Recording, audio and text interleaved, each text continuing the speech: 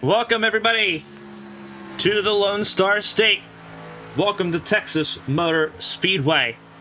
Qualifying underway here at Texas. Going to be a fun race tonight. This is the 17th race out of 36 this season. We're approaching the halfway point here in the year. It's been the Merrick Watchorn show most of this season so far to date. Does it get better tonight? I'm Carmen. Thank you all for joining us here on a wonderful Friday night for racing here at Texas.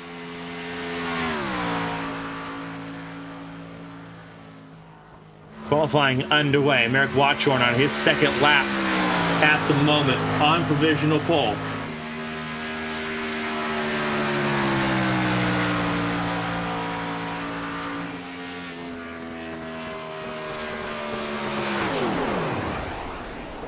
Watchorn goes down to second place. Mauricio Million just put them for pole.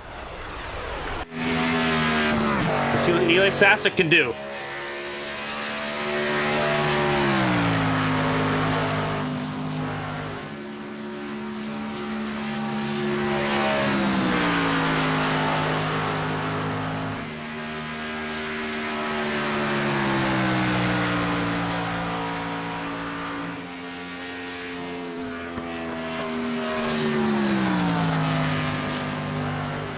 Qualifying underway with a little over a minute left.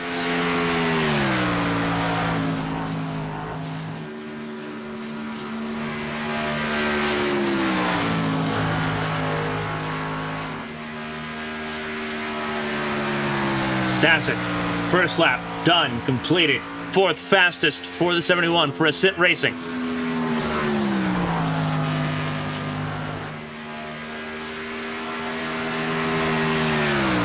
Can Sasek go faster? He is on row number 2. Thompson just completed her second lap. Lilac Sear also on track here. So we'll see some more cars on track. A little loose there for Sasek out of turn 4. Where does he end up? Across the line. Front row. Merrick Watchorn demoted down to 4th place.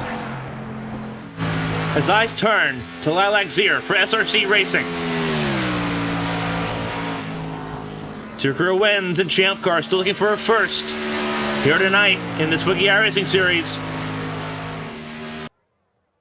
She won't get a chance to complete her second lap. For those just joining us, welcome to Texas, the 17th race of 36. In this year-long campaign for the TWIGI iRacing Series Championship. I'm Carmen. As you can see on your screen, temperatures are going to be very heavy on tire conservation, 78 degrees. The air temperature, the track temperature, 105. In this weather service, it'll be all about saving that front right tire. And those that can do it best will be in contention for the race win tonight. The starting grid, 12 cars. For this 200-lap affair, Patrick Hernandez, first career pole. He won last year, but he's looking for a win this year. And after the performance he had, getting on the podium last week, he's looking to do one better. Eli Sasek, we saw his run. He'll be alongside on the front row for Ascent Racing. Teammates in row 2 for Watchorn Motorsports, Mauricio Million and Merrick Watchorn, Selena Thompson and Brennan Gregg. They make up row number 3. Row 4 is John Holliday and Lilac Sear. John Buwalda and Greg Pillar in row 5. For Pillar, his second race in this season. He started his career at Motegi a week ago. Can he move forward and finish in the top half of the field? Here tonight, Jack Stanley, RJ Buchanan in row number 6. We'll see what they can do. Jack Stanley looking for a good result. Tonight's the night of any chance to do that. RJ Buchanan has now put together a string of top 10 finishes. Can he add on to that streak tonight? He'll be starting from the 12th position. Did not set a qualifying lap time in the 99. The only Canadian in the field. As the cars begin rolling, it's all eyes at the front of the field. The MSI 19 of Patrick Hernandez and the 71 McDonald's Tonight Machine of Sasek. It's the present and the past on the front row, as everything gets ready to roll here tonight.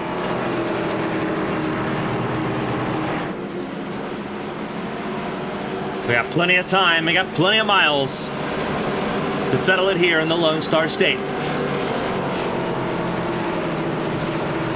Again for Hernandez, a rare opportunity, starting up front. Can he convert it into a race win? He was very quick, very racy last week at Motegi. The strategy ultimately kind of demoted him and left him begging for third. Sasek looking very racy as well. Watch him for the first time in what feels like ages, not on the front row. Pace car is in. Green flag is out. We are racing at Texas. The Lone Star 200 is underway. And Hernandez off to a flying start.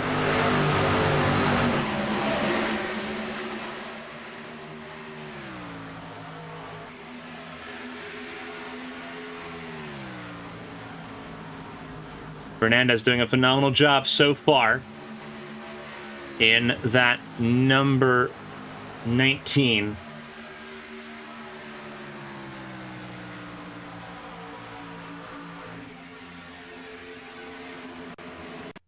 As we get ready to go here.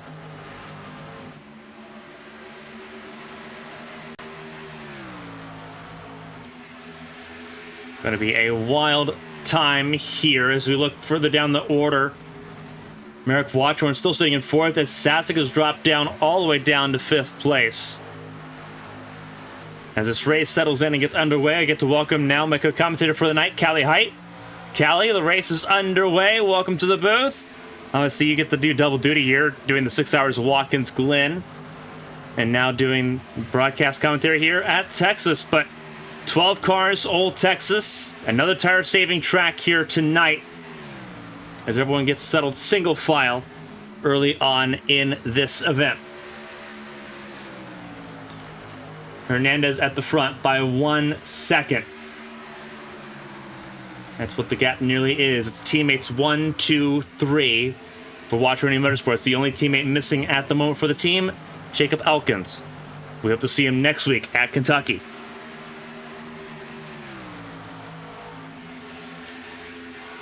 Keeping an eye on Watchorn as he tries closing the gap on his teammate Gamillion. With Sasek back up to fourth place, battling with Selena Thompson. Thompson in the 61. Celebrating a birthday today. Would like to celebrate that birthday with a podium. Sitting right now in the 5th position. It's Toyotas all the way through the top 6. There's 8 Toyotas in this field. 1 Ford, 3 Chevrolets. Car in the wall. That's John Holiday in 38. His best finish was 3rd at a plate track earlier this year. A little bit of contact early for the 38. As he rolls down in the 9th position. R.J. Buchanan up 1 spot. That 99 sitting in 11th at the moment. Hernandez continuing to set the pace of the field. 30.44 that last lap. Fastest lap of the race so far. With Gamillion a 2nd and a 10th behind. Battling with his teammate and championship leader Merrick Watchorn. Started off the front row, started outside the top 3 for the first time since Watkins Glen. It's been a long time, one of only 3 times Watchorn has not started in the top 2 in 2023. A very rare occurrence. But he's made no time showing race pace.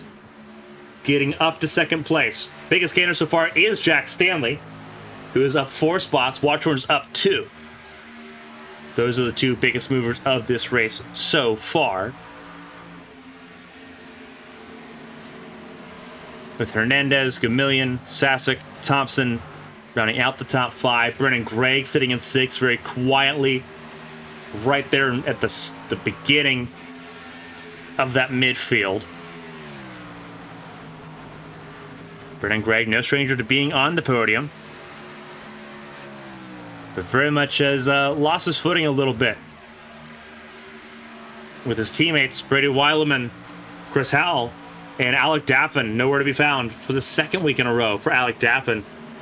It's kind of thrown him all the way from championship contention here. As he sits sort of on an island right now. His former teammate Eli Sastek for Ascent Racing, sitting up in fourth after qualifying in second. All of those that have lost positions, for the most part, have lost 2 in their pursuit so far. Sastek, Holiday, and Pidler have all lost 2 spots. Buwalda's only lost 1. Started 9th, sitting in 10th, the number 5 machine. We have Stanley with 4 positions gained so far, which is a good start for him. Usually running around midfield towards the back sometimes with some unlucky races. Interesting to see if he can make the most of a good start so far in this race today. Obviously, that's the $1 million goal for Jack Stanley, to try to make something happen. His best result so far this season as a rookie, I believe is 9th place, actually. I think he's only got 1 top 10 to his credit so far this season. Did not get one at Motegi last week, as he tries to roll forward here. Now under pressure from Zier, who we know can tire save, and you're going to have to rely on that a lot if you are going through this race. 200 miles, and with only 12 cars, the chance of cautions, like it was at Motegi a week ago, very slim. Not nil, but very slim. Callie, you've raced at Modern Texas a couple times. You've not raced at Legacy Texas, which is a little bit bumpier. But all the intermediate tracks have a similar pit entry. Have to come in really kind of off 4, have to really come in with a lot of speed and mow it down. How difficult is it here to, especially just on any of the intermediates, whether it's Vegas, Charlotte, Texas, to try to get down pit lane here cleanly under green without either missing the entry pit lane or without speeding? Wow, that depends on... It's a lot easier if you're not currently racing cars. If you're running your own race, it's so much easier to just take your time, get in there, get in your stall. On the contrary, if your stall is very far towards the back, an issue I had a few weeks ago in Cup, when we visited Indy, I missed my stall during the first Fiello because it was so far to the back. They don't have this issue here due to the field size. They're all towards the front end, but there are so many variables that can affect how easy of a time you have pitting, be it on the yellow, on the green, or sometimes sideways. Well, everyone's hoping that they're not sideways in the pit stops so far today. They're going to have a couple of pit stops to make here in this event. And again, if they're all under green, it's going to be a very pressure-filled occurrence to try to make something happen under those pit stops, like what Zira's done the last few weeks, going now almost a tire whisperer that number 89 has been here on Friday nights, as Stanley continues to stay ahead of the 89, the only Ford in the field, taking on one of the only 3 Chevrolets in the field. It's top 6, all Toyotas. At the front of the field, Hernandez and Watchorn getting closer and closer. Watchorn, as we mentioned earlier, had not started outside of the top 2, had not started outside the front row and an intermediate since April. Had not started outside the top 3 ever. Started 4th in this race, but has climbed his way forward despite this temporary setback. As he tries to move forward, Zier's gotten around Stanley here. So a little bit of double action here going on as Zier gets around Stanley. Watchorn's going to continue to apply pressure to Hernandez as we begin lap 17 of 167. 200 miles in play here.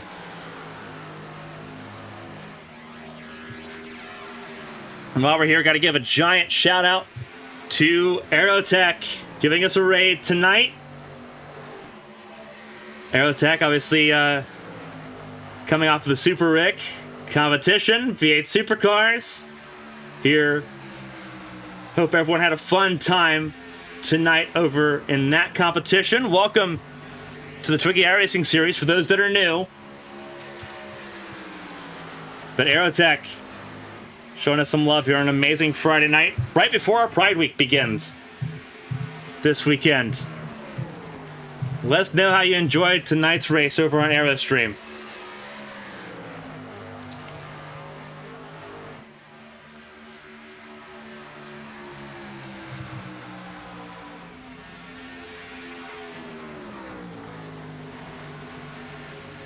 Watching this battle for the lead.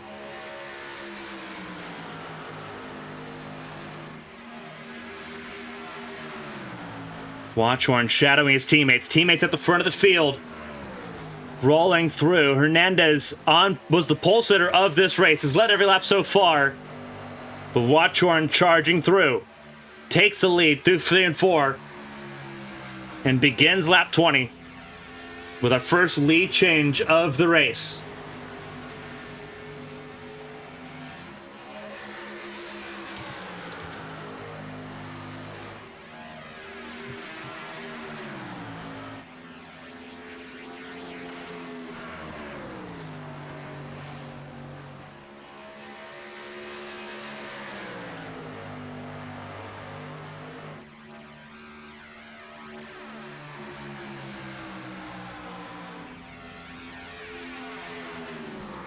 Watchhorn trying to pull away from Hernandez here as we sit on lap 21, the blackjack lap. Watchhorn showed his hand a lap ago, sat behind his teammate for a couple laps, made his move in this corner as now he tries to pull away. Watchhorn, Hernandez, Gamillion top 3, teammates all in the top 3 right now. And I kind of show you all the makeup and composition of the manufacturers. 1 through 6, all Toyota. The only Ford in the field sitting in 7th, Lilac Zier.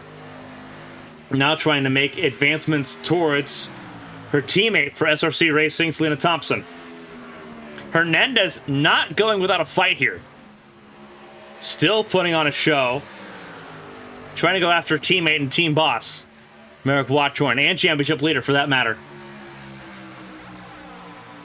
It's been a wild time so far. A bit more competitive throughout.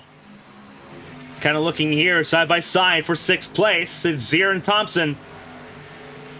Thompson celebrating her birthday, not having a fun time running the outside lane. As Zier goes through for the top 6. Brennan Gregg now in her sights. At the bottom of your screen there, that white number 18. Sasek likewise has fallen back just a little bit from Gamillion in that battle for 3rd place, but still 2.9 seconds ahead of Brennan Gregg, his former teammate for Ascent Racing. As we start lap 24, a very quiet start to this race.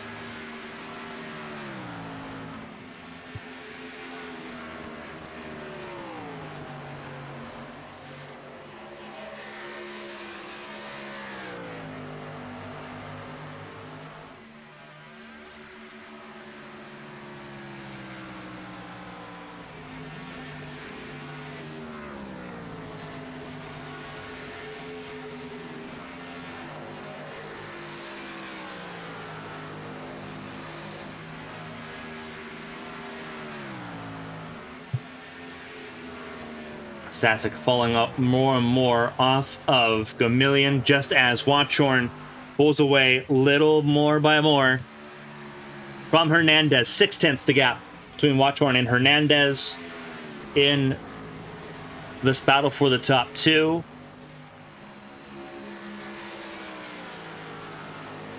And now as we get into this mid-stage of this first stint, really, now we're seeing those that have saved tire a little bit. Obviously, your Watchhorns, your Ziers, your Buchanans. RJ Buchanan, as we pivot throughout here, RJ Buchanan's up 3 spots now, the same as Jack Stanley, who's began to fall back. Buchanan up 3 spots with Stanley. Zier's up 2 spots. Gregg's up 1 spot. Watchhorn up 3 spots. Buchanan trying to make something happen here. Save tires. Has gotten around Pillar, Holiday, and Buwalda. Holiday now the biggest loser in this event so far as positions, down 4 in this race. As laps continue to go.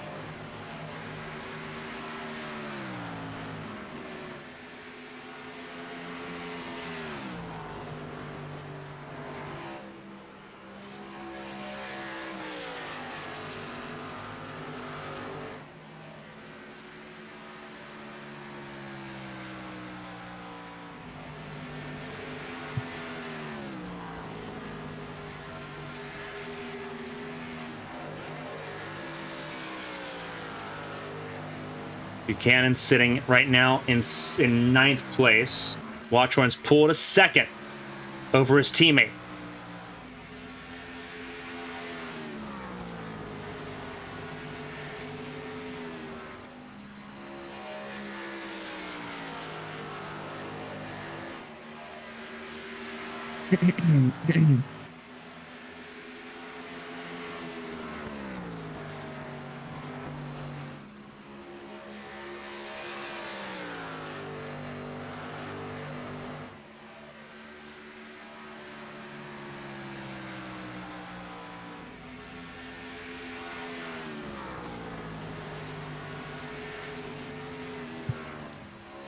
As we sit and watch the race leader Watchorn, we're also going to kind of pivot here towards Lilac Sierra and Brennan Gregg, who've just had to swap for positions.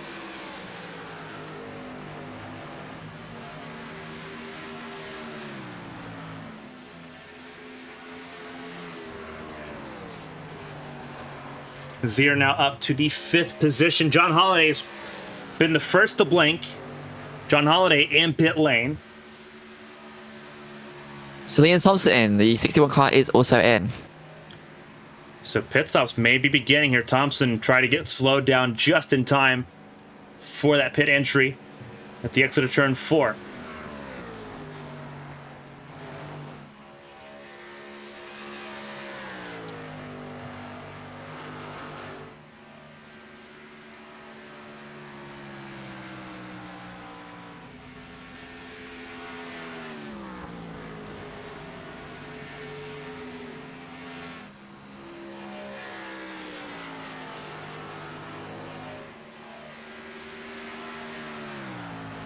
So Watchorn, he's going to try to extend this race a little bit.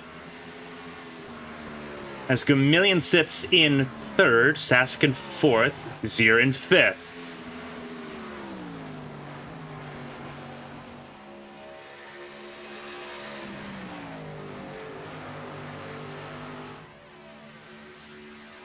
Zier held back a lot at the start before. The longer this run goes on, the stronger position Zier will be in. As we know, she can run long runs very well, and with field size like this, they're more likely to happen. Yeah, she's very strong as these tire runs go forward here. Watchorn's opened a 2.5 second gap to Hernandez. The tires have clipped for that 19 car. Likewise, everything's sort of begun to hold stationary here in the top 5. It's 2.5 between Watchorn and Hernandez, 1.7 between Hernandez and Gamillion, 1.2 between Gamillion and Sasek, 2.9 between Sasek and Zier, as Zier tries to pull away from the 18 of Brennan Gregg. 2 cars pit early, pit on lap 29 and 30 respectively. But no other takers since. Quite severe undercuts we're looking at here. I'm wondering what they're hoping to achieve from going in so early. That is, I think, the magical question at the moment. John Bawala in the 5. He's in 10th now at the moment, but well off the pace here. He is 8.5 behind Greg Pillow, that 09 machine, sitting in 9th place at the moment. Bawala sort of just on his own little island here. Not in danger of really going a lap down at the moment, I don't believe. Actually, he's got a few laps before he has to worry about it right now. Watchorn setting blistering pace in the 91. Seemed like there was rocky foundation for Watchorn at the start of this race. And that is, as this race went on, as he began to find that pace and that late run speed that we're pretty familiar with this 91, that intrigue quickly turned to how long will it take, and it got him to lap 20 before Watchorn took the race lead. The question now for Watchorn is, how long does he stay out?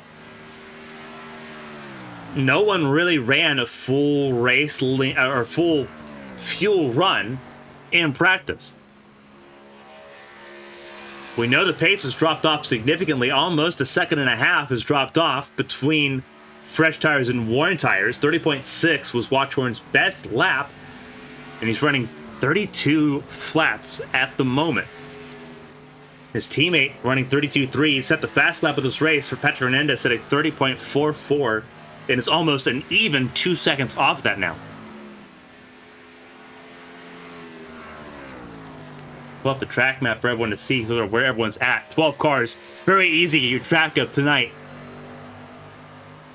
Sort of the warm-up before we head to Kentucky next week. You see Bawada, that 5 car on the map right ahead of the highlighted number 91. Bawada about to become the first car a lap down ahead of Thompson and Holiday, who've already pit. So Thompson and Holiday should eventually cycle back through to be on the lead lap. Holiday took a pit after having gotten into the wall already. Bawada will come down pit lane. He's going to cut his losses and is going to make Watchorn's life just a little bit easier as we cross for lap 40. We now have the number 5 car in the pits. It's one more car in the pits, 10 laps later than the first 2. So this is a more likely fuel window for the other cars. In the next few laps, I expect more of them to be coming in. I believe that you're probably pretty close to that. I want to say the pit window was estimated to be about lap 45 when this all took place. So we're rapidly approaching that. Bawada's still the only one that came in that time around. That's a more realistic undercut, I feel. The 2 pitting cars, the 61 and the 38, we saw 10 laps prior. I don't know if they have had any damage to their cars, or they had shot their tires, or whatever the case may have been in those instances. But that undercut that they were attempting was wildly unrealistic and opportunistic. Extremely opportunistic. It kind of dooms them at this point, because if they're making 30 laps every stint, they will eventually run out of tires here. They're not eventually going to just have to suck it up and deal with it, and that is a giant hole to be in as things currently run. Whereas Watchorn's trying to make this, I think, on really an easy 3-stop. I think he's what he's going to try to reach for. We now have the, I believe, the number 89 car, Zia, coming in this time. Sear bowing out early. That is an interesting turn of events. Extremely interesting. That is not normal. No. Usually she will stretch out as long as... Oh, and we have Greg as well. 18 car, Brennan Greg also in the pits. It's Brennan Greg coming in, so that was 5th and 6th on the track. So they'll give up their positions, and for Brennan Gregg, shadowing Zero, not a bad idea. They were holding station with each other as this race went along. So Watchman's going to put both of them a lap down as they sit on pit lane.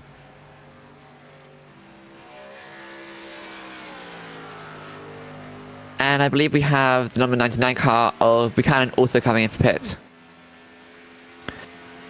So Buchanan coming in here. 3 cars, lap 42, lap 43, and now the 19 car as well. Yeah, so we're seeing everyone coming into pit now. First that lap 45 window. Yeah. 44 coming in next time by over the radio. I'm interested to see how long it is that Merrick can last for. Last week we saw him being one of, if not the last car to pit. Yeah. He knows how to make the gas tank last. Somehow, some way. You know, I'm not sure how you can consistently put down such quick lap times and still maintain tires and a fuel tank, but where there's a will, there's a way, and Merrick Watchman finds it. Yeah, Merrick Watchman puts in hours of practice here. Stanley sitting in third as we see him just trying to hold on here. Everyone, I think, and this is a very interesting strategy because I believe the difference between lap 45 and lap 50 as far as stop strategies go isn't enough. Actually, ooh, it might be. Well, now he is coming in now. The 91 car is coming in now on lap 46.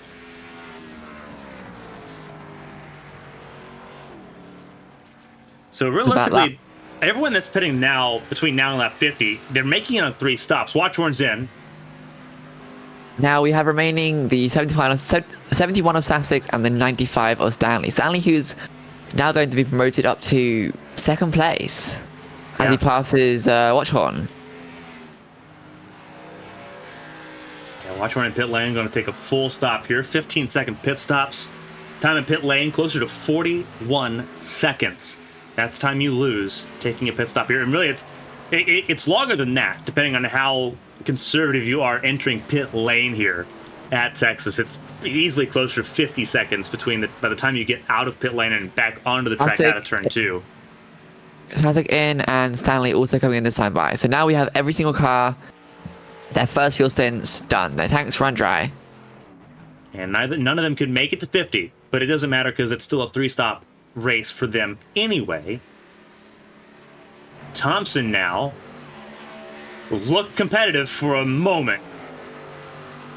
Will inherit second place from this. How long will that last? 10 lap, 15 lap? Oh, it's not going to. Definitely not going to. We both know such vast age in tires will make so much difference in so little time. I have no doubt that the Watchhorn will be back behind that car in the next 2 laps.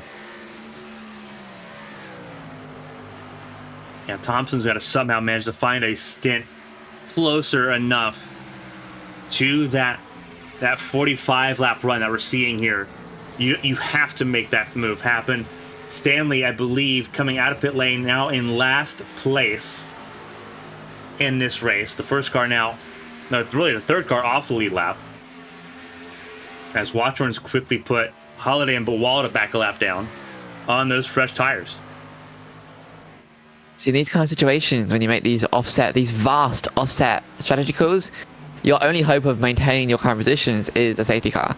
Otherwise, during a long run, a full run, as we tend to see here now, you just get eaten up and you're offset from everyone else, and come the end of the race, you are just either you haven't got enough time to make those tires work, or you are just limping home on whatever rubber you have left. Watchhorn said his personal best has still not touched the lap that Patrick Hernandez set early in this race. 30.59 his last lap. And there's the best lap of the race. 30.39 was wondering when Watchhorn would let it rip, and that was the lap. New fastest lap by Merrick Watchhorn, 30.39. As Selena Thompson now under fire. Ooh, Selena Thompson wide into the wall. And just passed by the faster cars. That's Hernandez and Lilac-Zier. So that early pit stop, that 4-lap difference between Zier and Watchhorn has gifted Zier podium. If Thompson maintains this 30-lap pitting cycle and she comes in 8 to 10 laps time, it's almost race over at that point. If you're burning through your tires in less than 30 laps, as we see of her getting so loose, it's that you have a serious disadvantage, and you need to fix that. You really do have a serious disadvantage at this point.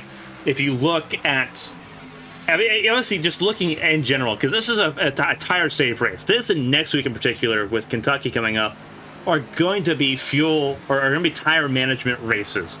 And really, you extend that 3 weeks because you have tonight, Kentucky, and then Mid-Ohio to end off the month of June. You're going to need to have to find a way to save tires. And obviously, road course tire saving completely different than what it is on ovals coming up these next couple weeks. But Selena Thompson would have to do something incredible here.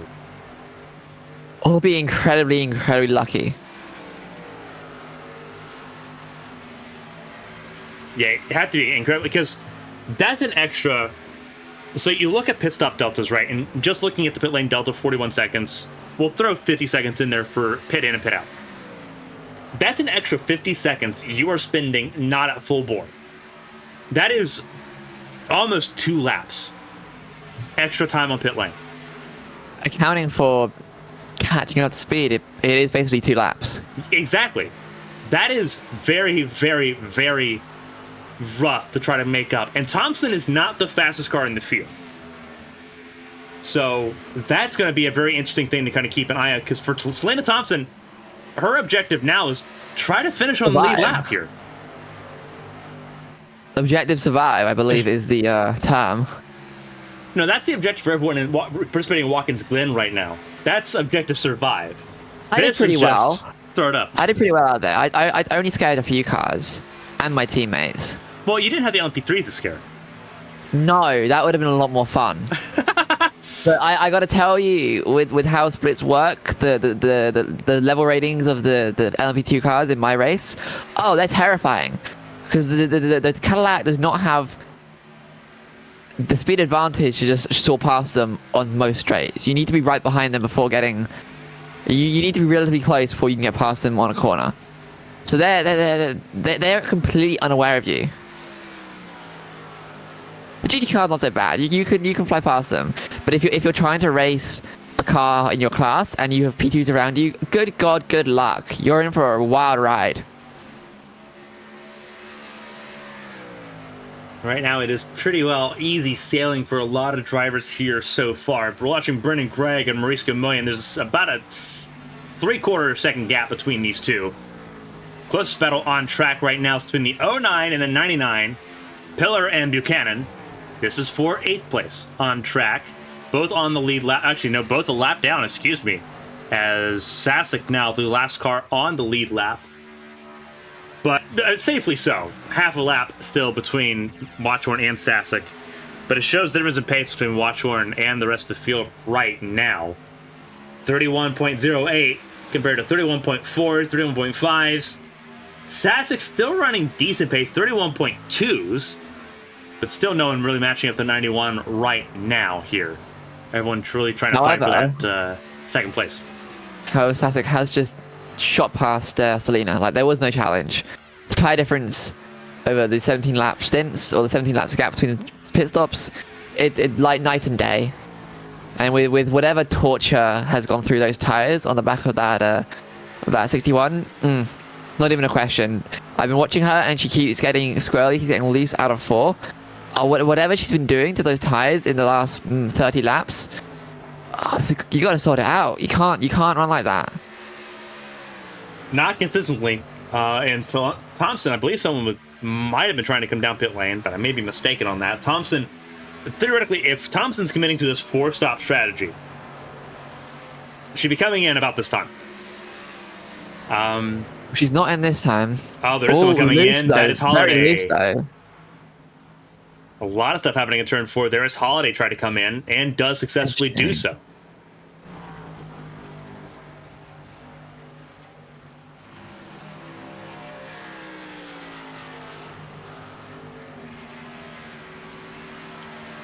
I'm trying to think of the pros of this strategy. I can't think of anything. There's nothing but cons. It is a long list of cons.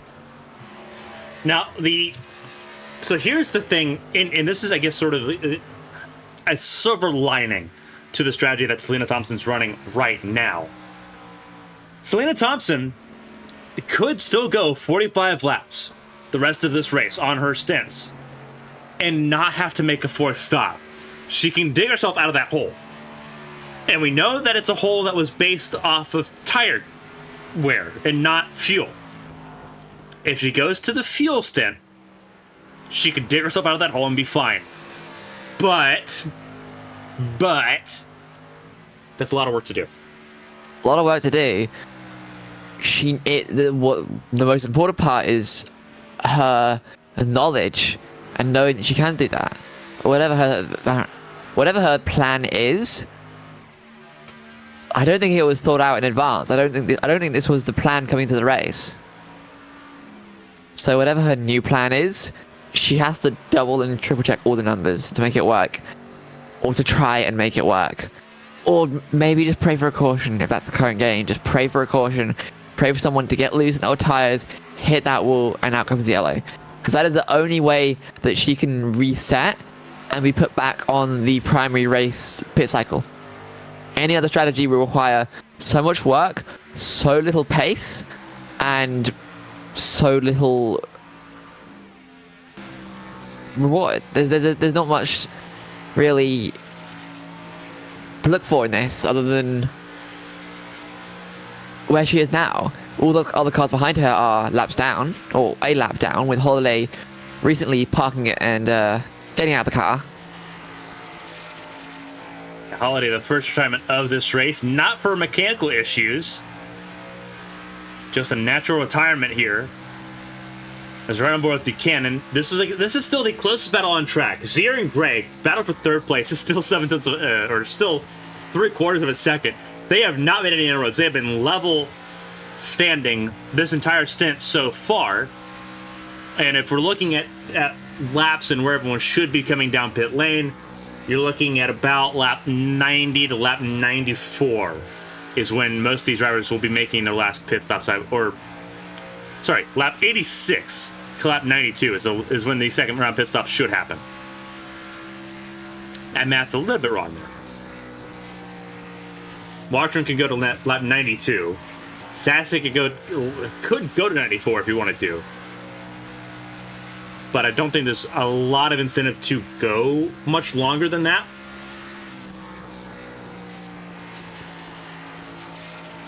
Especially if you're taking tires every stop. RJ Buchanan trying to chase down the driver he's been looking at for most of this race so far. Greg Pillar's got a 3/10 gap, both of them in your screen. Battle for 8th place on the road. And Selena Thompson coming up quickly for them. It's 11 seconds the gap, and it is closing rapidly. Thompson's gone from a battle for really a potential top 5 to just trying to make sure she stays in the top 10.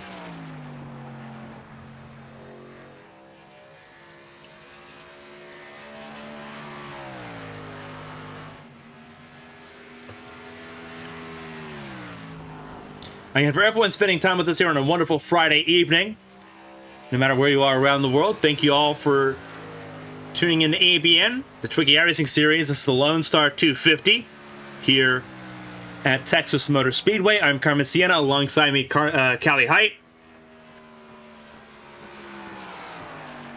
A lot of racing coming up in these next couple weeks. It's ABN Pride Week beginning this weekend. A lot of action going on the OAP Supersports Series tomorrow night from Watkins Glen. It's the ARCS A² Cup Series at Darlington on Sunday. Monday, race 2 of the ABN Prototype Sprint Cup is from Motorland Aragon. All that begins 8 p.m. on Monday. Tuesday, from Atlantics, the season finale at Watkins Glen. 2 races to determine a champion in that series. Commentator tonight, Callie Heydt, currently a championship leader in that as Thompson tags the wall. Now, when I mentioned hoping for a caution, I don't think she was hoping to be the caution. Yeah. That would definitely be an anticlimactic ton of events. And with that said, we have number 5 in the pits. Yeah, John Bellata down pit lane. Thompson trying to stick it out, trying to stay in it. Really trying to make it to lap 75. And she very well, actually, yeah, she's trying to make it lap 75, and she very well might here. She will go 2 laps down, I imagine, before starting the car. Yeah. Because Watchhorn is right behind her. He is in the previous turn. Yeah, we'll skip back to Merrick Watchhorn here. Yeah, camera didn't even change on that one. Merrick Watchhorn charging up forward, 31.72 for Watchhorn, Thompson 32.85. It's a 2nd and a 10th difference between the leader and 7th place on track. And then as we go back through the field, there's an 11-second gap from Watchhorn to Hernandez. Zia is a further 3 seconds, 2 seconds to Greg. Yeah, Greg's falling back here. Closer fighting. Battle for 4th is intense. There you go. Greg, Gamillion, and Sasek are all within car lengths of one another. Everyone else is very spread out here. Yeah, very much a clustered together group here, battling for the fringe outside the podium spaces.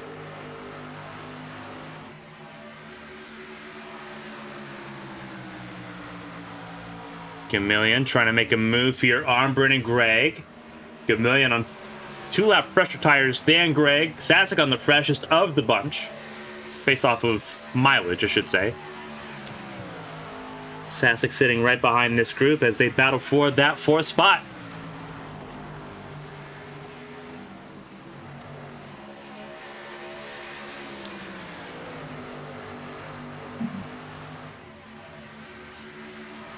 As I was saying before, a lot of racing going on. Wednesday, it's the ABN Admin Box Cup Series at Kentucky. Thursday, it's the ABN Champ Car World Series from Kentucky. TWIGI iRacing Series is at Kentucky next Friday. Every night of the week, we got racing. Yeah, I hope you like Kentucky. It's our home race. We're going to have a lot of it. Especially next week. Wednesday through Friday, don't expect anything else. It's like the month of May, but it's the month of something else, you know.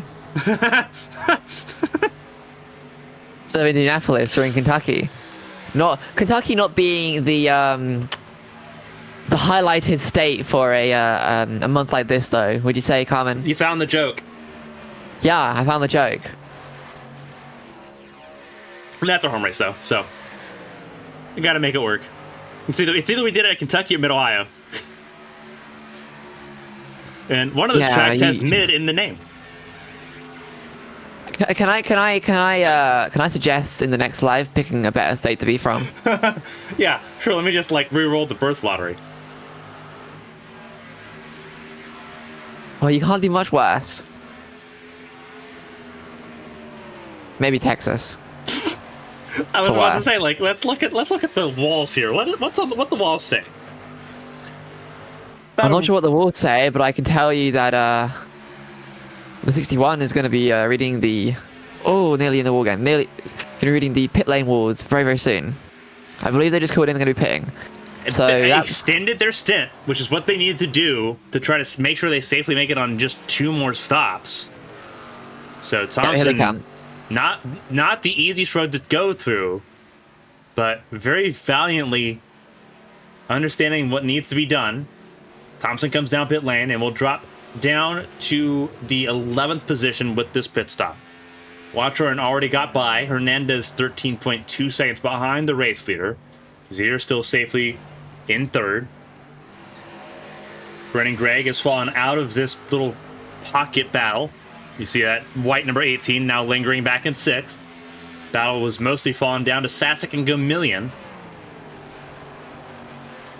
As Zier's broken up the Toyota monopoly over the top 5. But they're trying to close in the gap on Lilac Zier.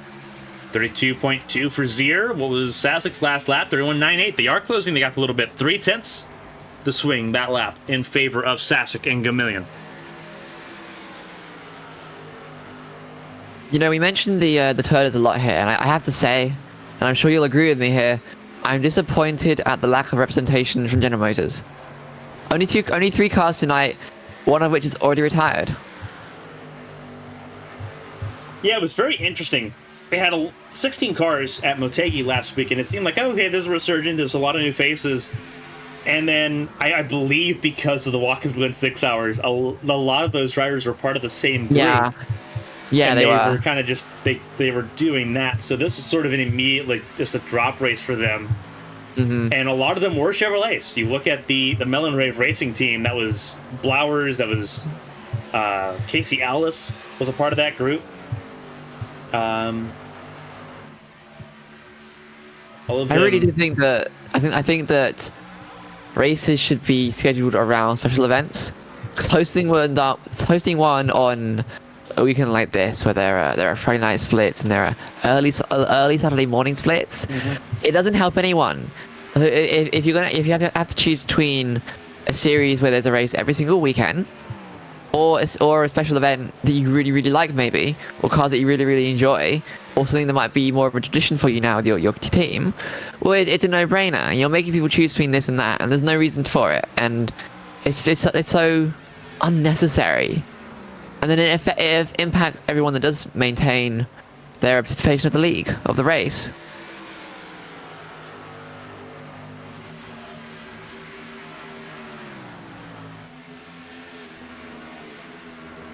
Sasek and Gamillion staying in the top 10 at the moment.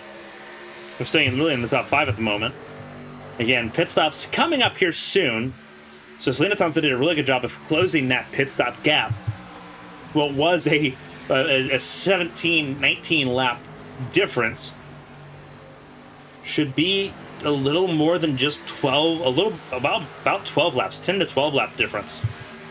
She can extend every run from here on to the around the checkered. She may be able to offset the difference in her stints. However, the question now will be, how far back does she fall? Speaking of tires, that is the 89 of Zia into the pits. Coming down. Surprising stint lengths today. We mentioned before how she is known for long runs on tires, but I don't know. Maybe not liking the track temps today, not liking the track, whatever the case may be.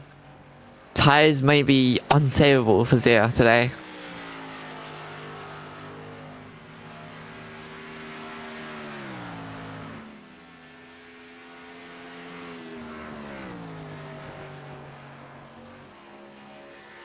That pit stop dropping her back to 8th place.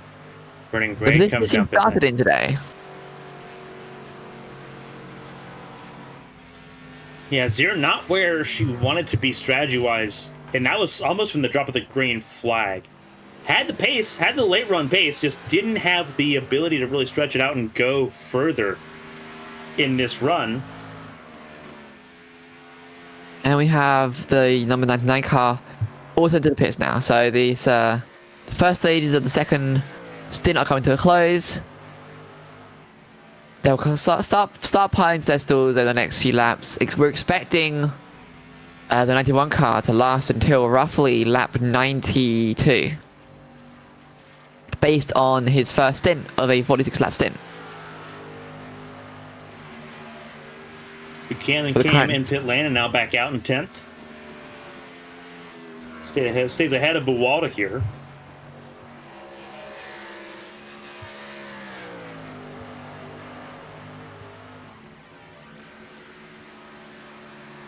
Watchorn, 17 seconds almost between him and Hernandez. Sasek now in 3rd. Sasek will try to go long again. Hernandez now pitting, so that gap extending. Yes. Hernandez comes down. You see him just in front of Sasek there in pit lane. Hernandez came in. He came in the first stint at lap 44. He's coming in now at lap 88. He is exactly mirrored his first stint. So like, we can expect that to maintain for the remainder of the race. 44 laps per stint.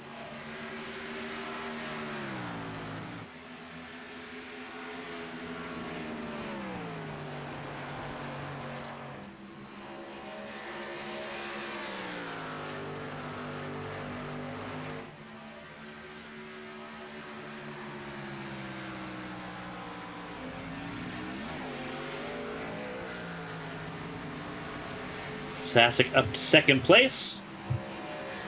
He'll stay out longer, hoping someone messes up pit lane. We expect him to go another 4 laps here. Lap 94 is his expected pit-in time. Watchorn expected to come in about 2 laps time, if we're going in the law doubles.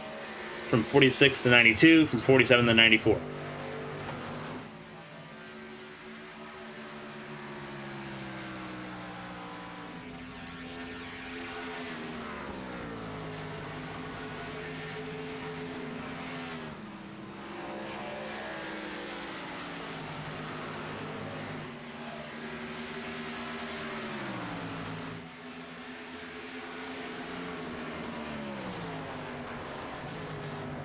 Now let's see, will Merrick disappoint me? Will he come in lap 92? Or will he somehow extend his stint again?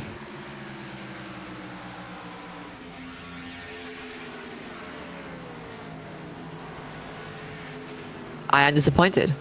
He hasn't come in.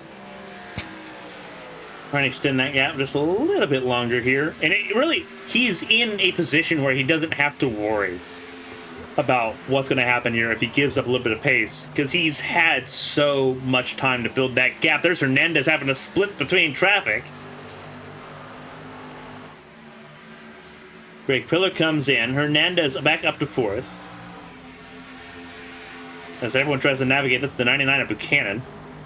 And now this time finally he comes in the 91 car in lap 93.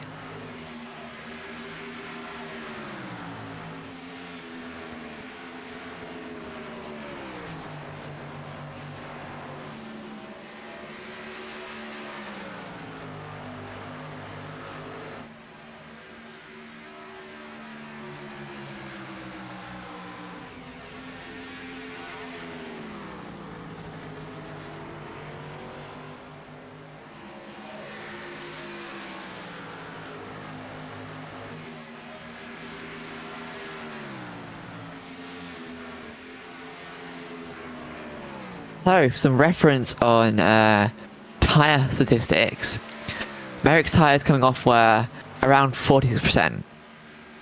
Selena's tyres, the tyres of the 61 car, unsurprisingly, 14% on the last stop. But that isn't just saying it's stop. That is significant abuse on those tyres.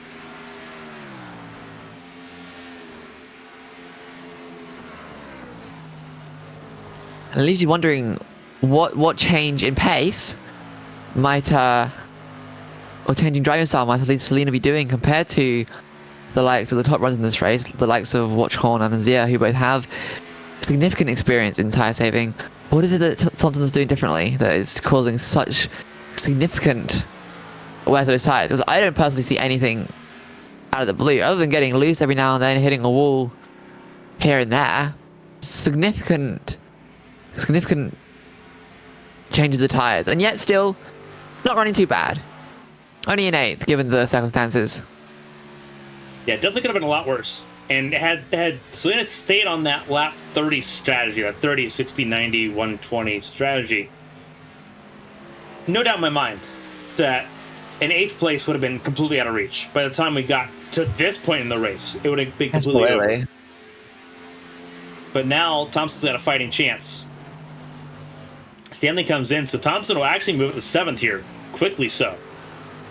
That has Selena Thompson inheriting the lap lead of 1 lap down. Yeah, first car in the free pass position, as things currently stand. Watchhorn has the race lead. Lilac Zier up to 2nd place, but you see that car's just kind of peeking in frame there. That's Hernandez, battle for 2nd, about to rage on.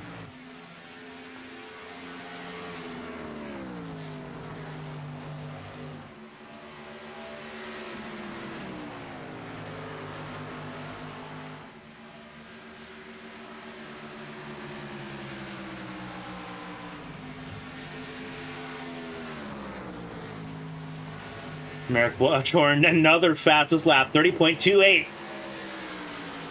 Hernandez, 4-lap difference in tires. It matters a lot right now, but Hernandez having to use the outside lane. We'll swoop on through. Maybe Hernandez got really loose there on the outside lane. Will still make it stick and make it happen. But that was not the most comfortable pass Hernandez has made.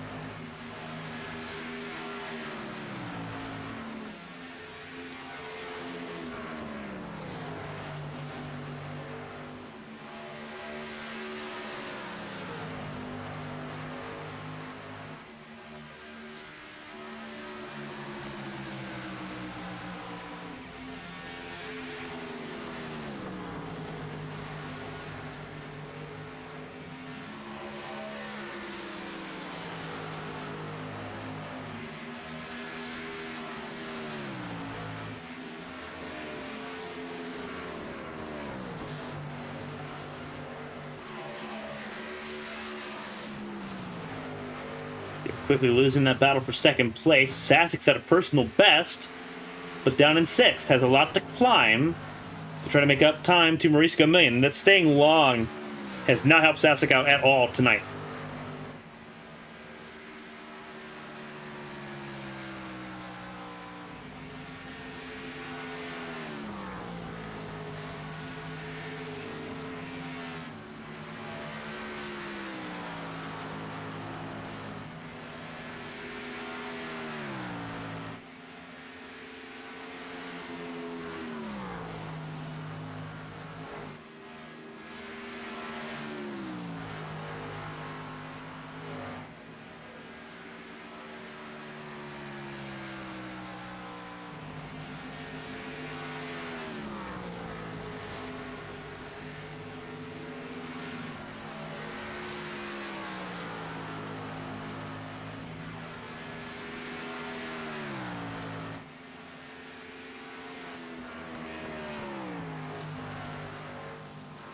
Sasek sitting in 6th place, trying to gain, and is gaining. It was 5 seconds. It's quickly closing. 3.6 now the gap between Sasek and Gamillion. Brennan Gregg under fire from Gamillion. So there's going to be another convergence here for this 4th spot. Gamillion's very well going to have time, though, to get to Brennan Gregg before dealing with Sasek. 4th is the new first tonight with the leading 3 podium cars in races of their own, mostly. A 4th position finish would be the best you can get at this point.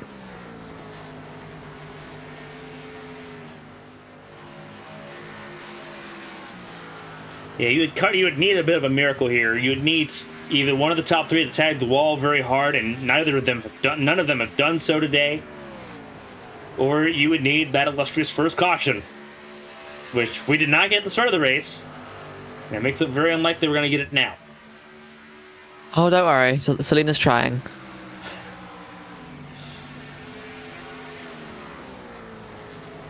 Someone should trying to pour out the memo that knocking a wall down does not guarantee a caution.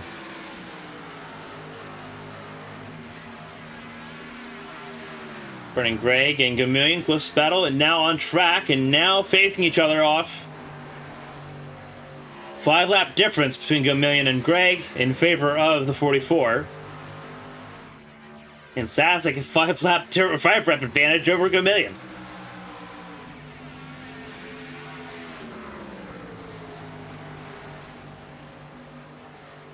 Now, especially if these 2 cars, the 18 and 44, start fighting, that gap that Sasek has to build up will close in on him very, very quickly.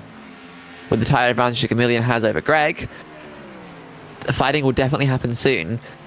But the small difference in their tyres, only a 5-lap gap, it could still be a fight. It could still be... It won't quite be an easy pass, otherwise I imagine you've already done it. This could play directly into Eli Sasek's hands, right into his lap. And could be just what he needs to find that 4th position.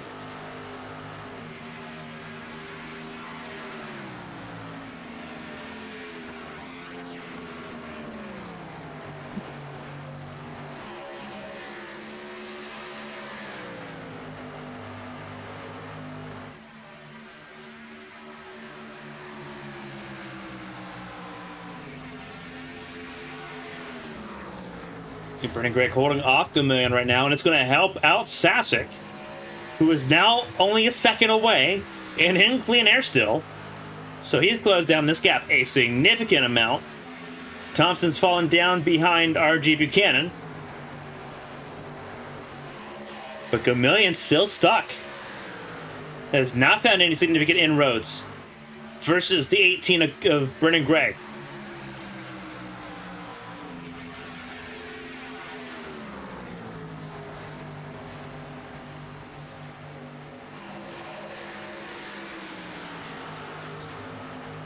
And there is Selena Thompson. Is trying to hold on, trying to stay out of the way, mostly running up the lane there as the drivers 4th, 5th, and 6th on track use the bottom lane. Sasek now firmly in picture. It's the same battle we saw in that second major stanza. And Sasek sends it into the bottom. Way more grip in that 71 than what's in the 44 and the 18.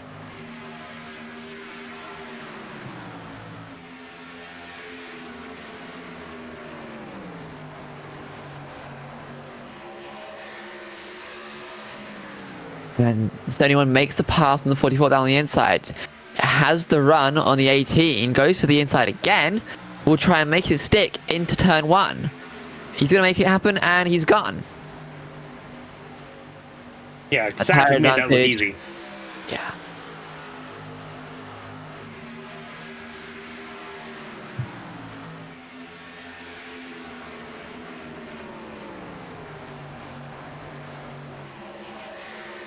Now, the gap that Sasek has to build and pick up, rather, to the car ahead is 4 seconds. It's not a small gap, but there is a large difference in tires. So we're at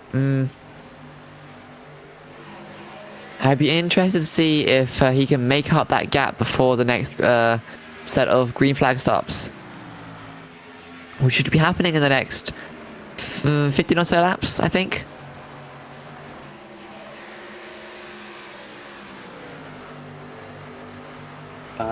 Mathematically speaking, I think Thompson's trying to go 45 at least again.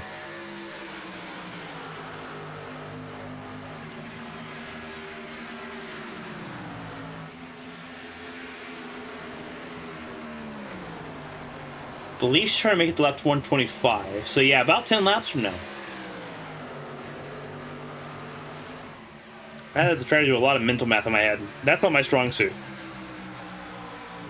At all. Yeah, just talking, really. This is the person who was mute taking a drink for like 15 minutes. I don't know about it. And you didn't have to mention it. You didn't have to call me out like that. Unnecessary. We've all done it. Even Chrissy's done it on Monday nights. But the beauty of having a mic muted that you're unaware is muted is no one knows because it's muted. Right. What you've just done is you've told everyone. Oh no, I broke the fourth wall. What are we gonna do? I'm gonna get killed on Monday is what's gonna happen. We're gonna be racing Aragon. It's gonna be the day before my birthday, and I'm gonna get killed. You're gonna be plastered. You're gonna get killed, and I won't have anything to do with that. Also likely. But anyway, battle for fifth place still ongoing. It's the biggest battle on track at the moment. Eli Sasek has hop, skipped, and jumped away with fourth place. Brendan Gregg and Maurice Gomillion.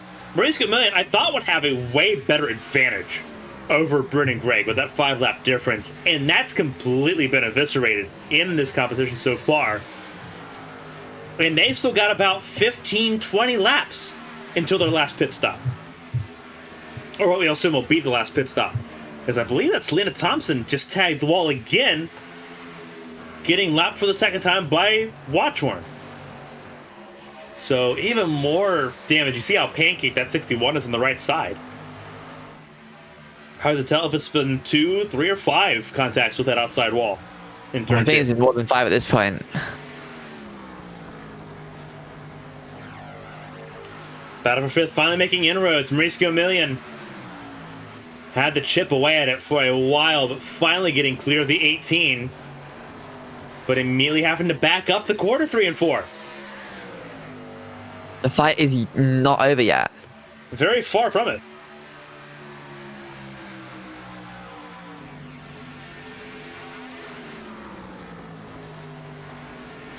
The gap between the 89 and the 71 has dropped dramatically. Now, 2 seconds from 4 seconds 3 or so laps ago. With 6 or 7 laps remaining on some of these cars' stints, I'm really curious whether to see whether Sasek will catch up to Zia and whether he can pass her or not before these stops. That'll provide him with a significant advantage coming into the next green runs. He's got to do a lot quicker than what he's doing right now. 31.8 second lap time versus 31.9, only gaining a 10th. And you'd have to gain a couple per lap instead of just one. You'd have to chip down a second every 5 or 6 laps, I think, if you want to really have something viable here with 15 laps to go until the last pit stops. And Zero will probably pit before Sasek gets to her. Sears going to try to just kind of stay in clean air as much as possible in this race.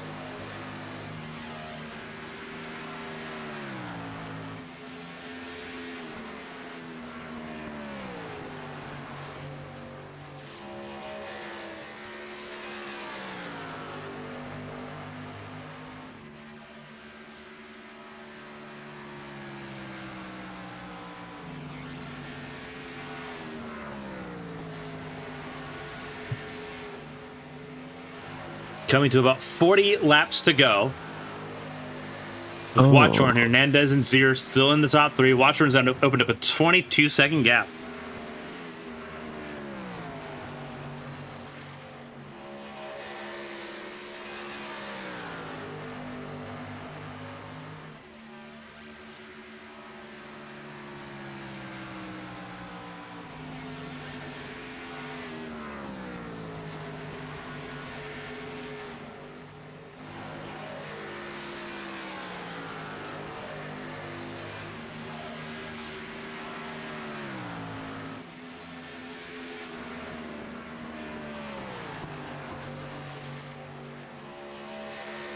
Bassick in fourth.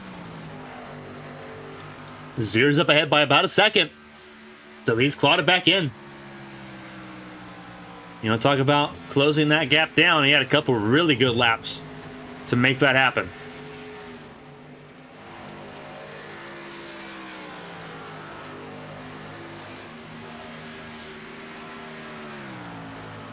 Bassick and Zier battling for the third position, last step on the podium. Zier trying to step it forward here, trying to close out this run on a high.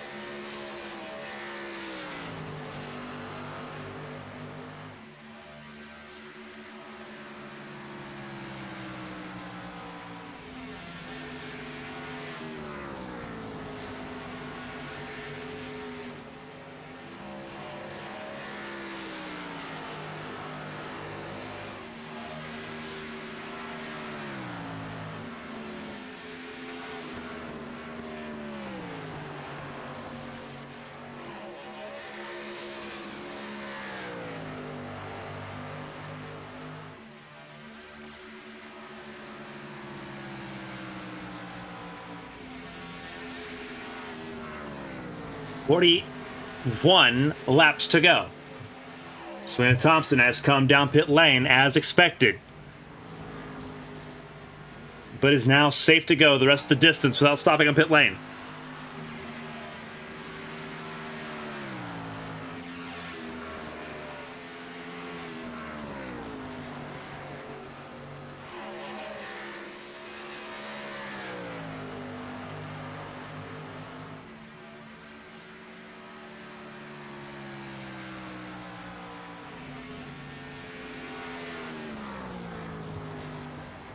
Watchorn sitting in the race lead by a staggering 24.8 seconds.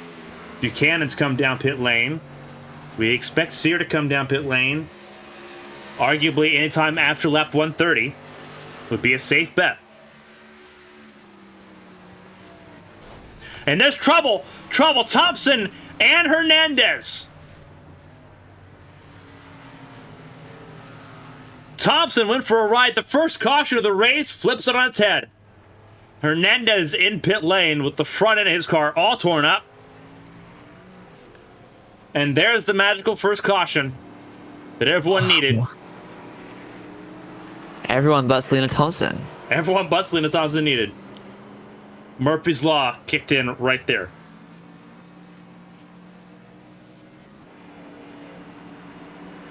Just unfortunate circumstances of both drivers involved.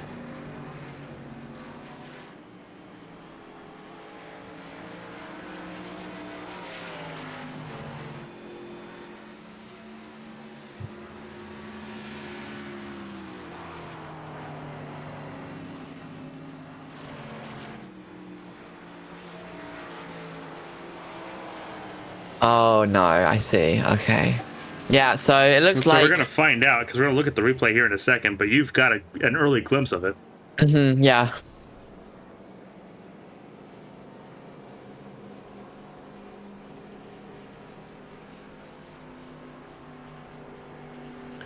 So, here's what happened.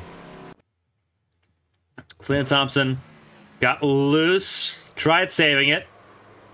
Yes, loose, he holds the brakes, glides down the track a little bit, but just before Hernandez struck that car, she released her brakes. Those brakes weren't holding anymore. The car slid down, and Hernandez went right into the side of her. Nothing he can do. He lets off well in advance.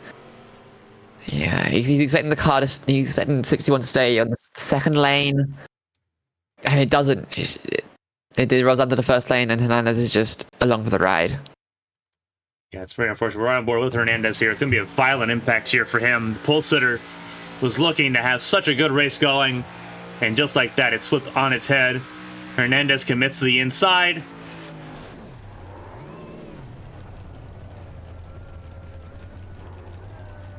Unfortunately, an all too common circumstance in stock car racing, here in iRacing, just not holding the brakes.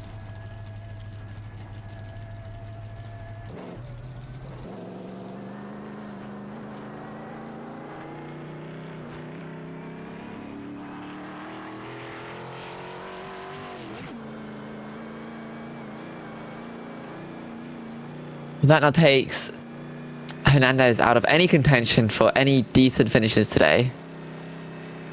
At least for the time being. Fast Repair provides a second chance, but the damage may already be done at this point. Not eligible for lucky dog. Odds of a caution this late in the race. Unlikely. He may be subject to sixth place as his best possible finish for the remainder of the race. And that's rounding out. Punch. Yeah, absolutely. After all the effort and work put in tonight, that's not what you want to see. That rounds out our top 5 cars that are currently on the lead lap. From 1st to 5th, Watchhorn, Greg, Million, Sasek, and Zia, all on the lead lap, and all with fresh tires, all reset on the pit cycle, with 37 to go. So that's them done for the race.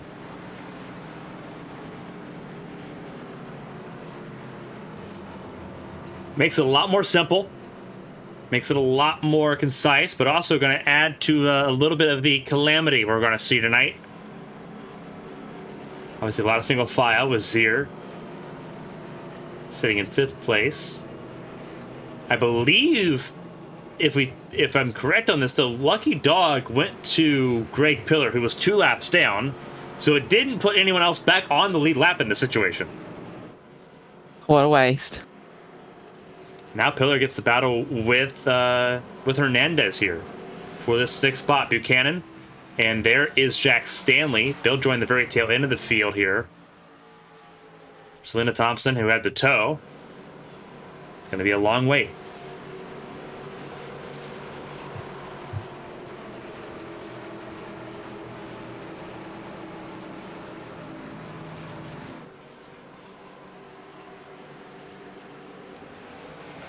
Green flag back in the air. Watchhorn with a really good leap. Gamillion had the number of Watchhorn early on in this race, at the very start. He has Greg? The 44 Gamillion did. Because the 44 Gamillion out qualified him, but also stayed in front of him for a good 15 laps. So short run pace was there for the 44. That's Greg losing 2 positions off the back of this almost green 3. flag. Three positions nearly. It will be 3 because Zier's almost got the advantage there out of 4. But everyone here in motion, and then there's Hernandez, who really wants something to happen so we can get a lucky dog back.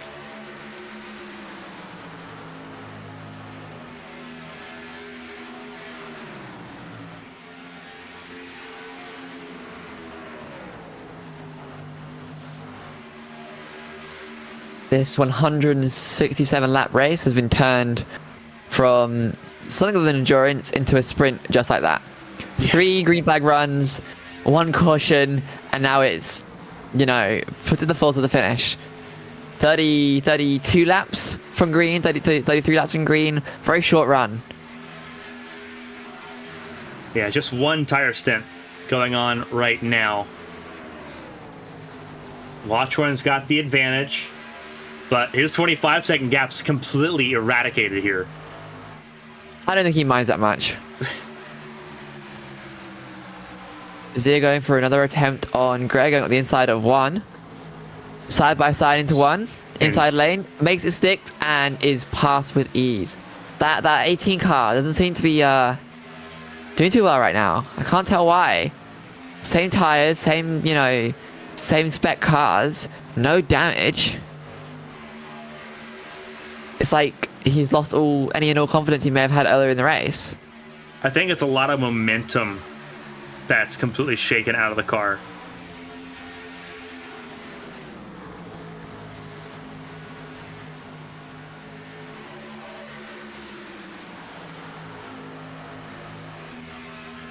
Hernandez has absolutely left behind the other cars.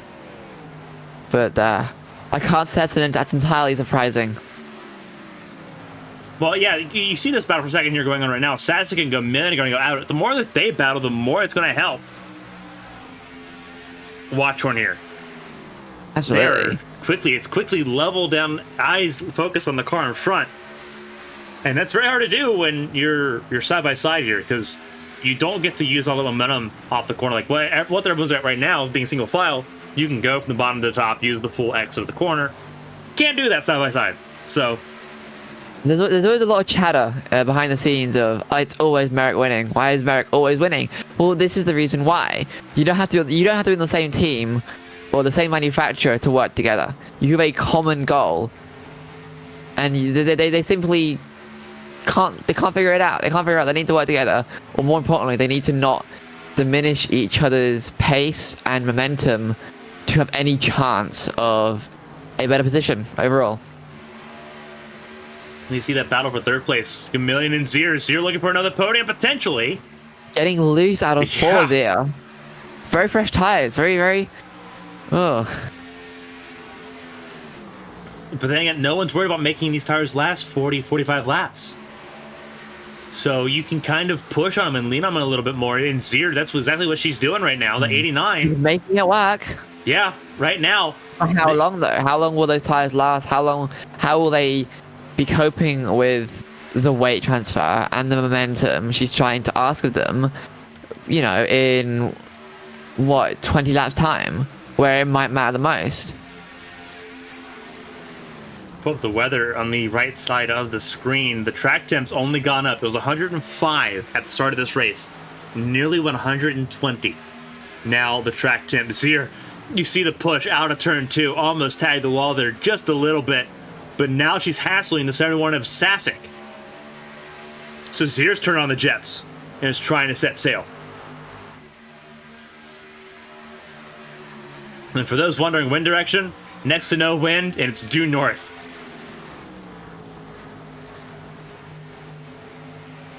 Very calm on track. Especially calm if your name is Murray Watchhorn and you drive the 91 Supra.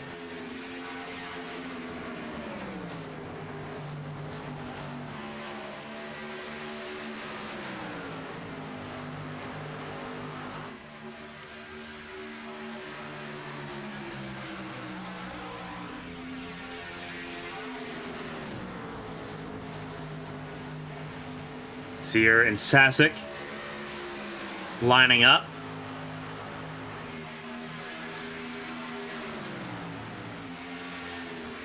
And they pulled away. Zier's not been challenging Sasek too awful hard here. And they've pulled away from the 44 Morisco Million and Burning Brake, 4th and 5th. It's less than 25 laps to go.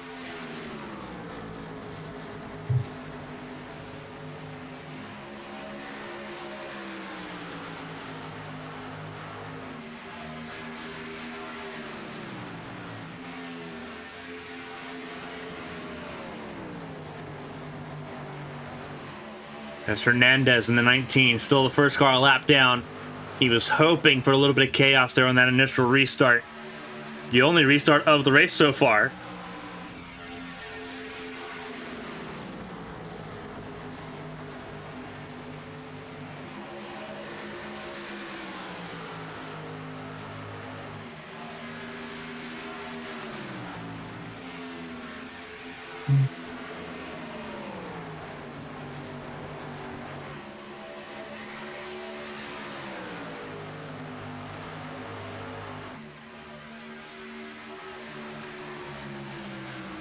She's really trying to punish that car and get it up to the 71.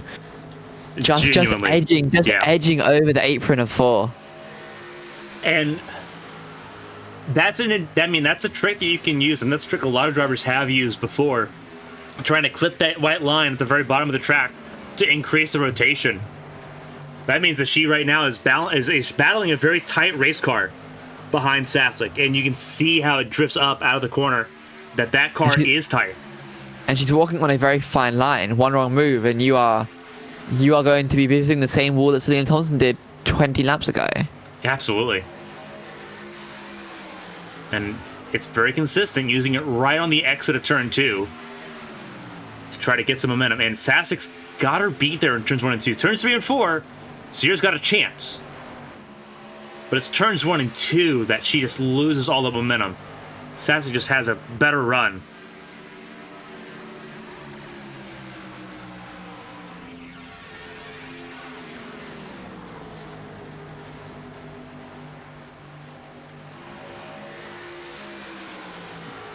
Going back through the field, cars are very close to each other, but this is currently the closest battle we have on track. The 89 and 71 for second place. Well, both battles on track are in this group. Battle for second and battle for fourth.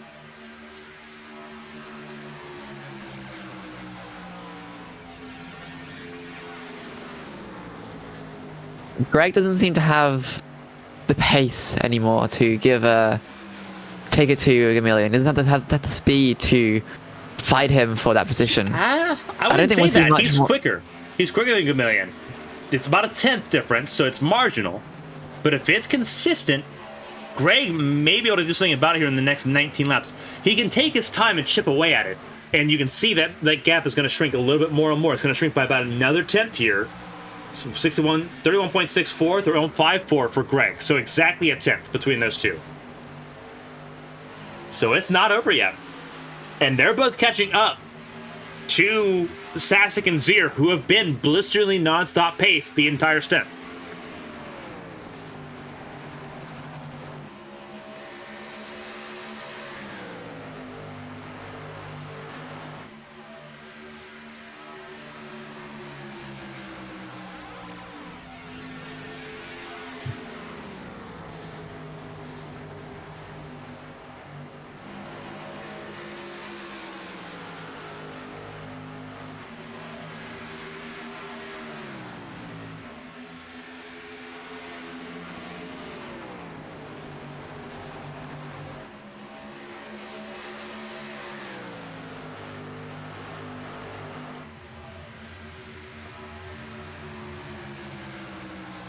Sasek beginning to open the gap a little bit on Zier. 4/10 the gap now. Zier was shadowing Sasek for a while.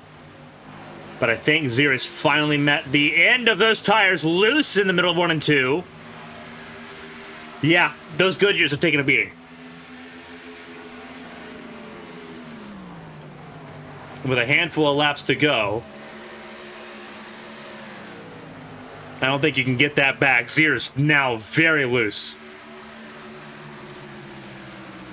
I think she sent it a little too hard, a little too early. Now, whatever tire wear Sasek might build up over the next 15 laps, realistically 12, 13 laps, doesn't matter because she's already pushed too hard. Oh, and Ooh, contact with wow. the 75, getting loose there. Unnecessary from the 95 of Stanley. 4 laps down, fresh tires, reckless moves. Well, we do the same thing to the other cars as he comes to on Latin South.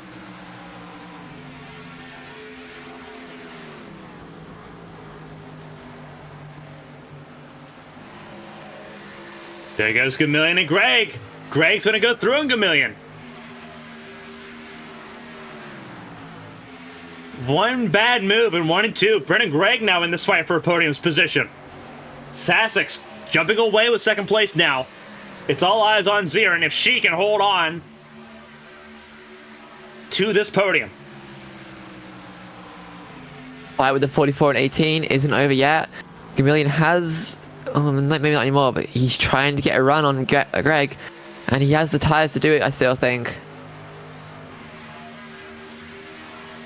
It's still a 3-horse race for this third position. We'll pull up the battle box. Sasek not out of range completely just yet.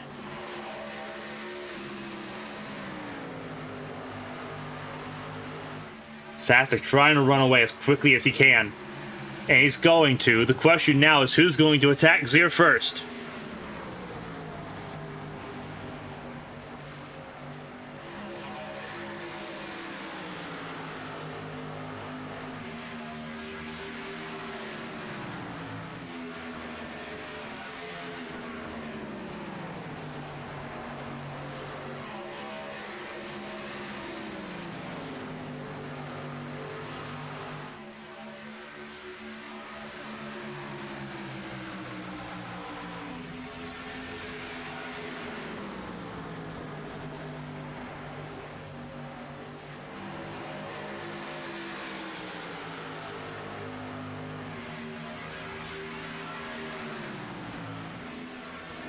Battle for third, heating up. Zier's already lost the spot, lost it quickly to Brennan Gregg. And Zier now the barrier between Gregg and Gamillion as Gamillion tries to answer back.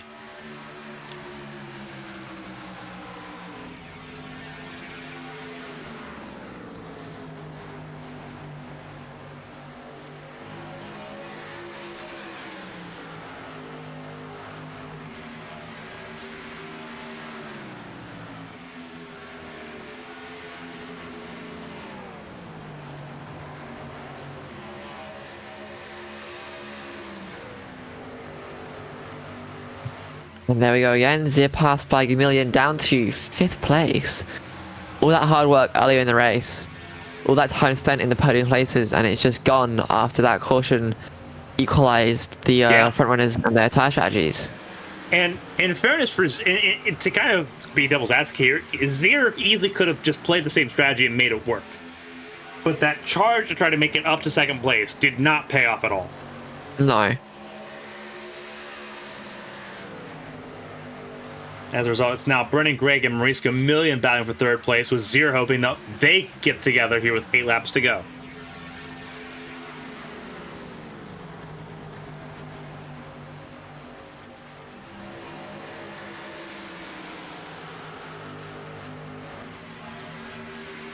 Merrick Watchorn's opened up a 3.8 second gap to Sasek. It's a stable gap for the championship leader.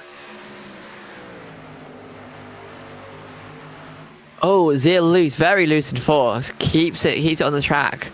Very nearly lost it there. Yeah, Zier, I think, has burned up that right side just a little bit too much to make it viable here. And now we're having to run the outside of the track where it's going to be even bumpier. We'll drop behind the lap car of Patrick Hernandez. The only saving grace she has at this point is how many cars behind are laps down. She's the only car left on that lap. Yeah, she can kind of just ease into this top 5 here and just do in the wall in 4. And still loose over the finish line. Oh, only 6 to go, but can she keep it in one piece? She's struggling very hard now. If a caution comes out because Zier spins, that throws everything on its head, because it goes from being it's a single stint tire-wise to, everyone can pit for tires, and now it's an all-out sprint. But that is just what Hernandez would need. Yes, currently he would be on the lead lap. He would be back on the lead lap. He would have fresh tires. He could lose again. He could flip this good race, gone bad race, back to good race again in no time.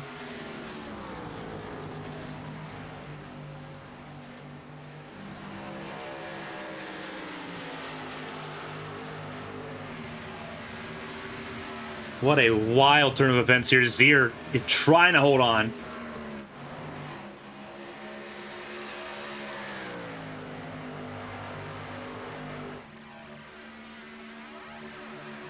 Oh, so loose. She had to go off the throttle that time. It was getting so squirrely.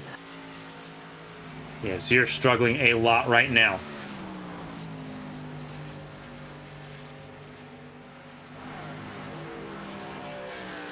Still struggling here a lot.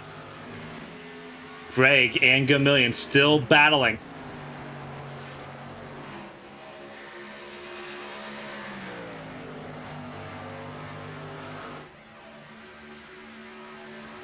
Right now, Gregg has the advantage with 3 laps to go for that final podium spot.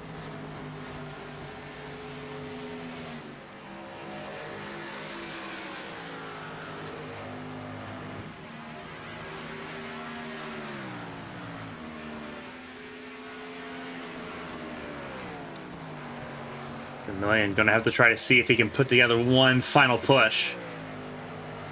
But right now, Brennan Gregg has very well been able to match him.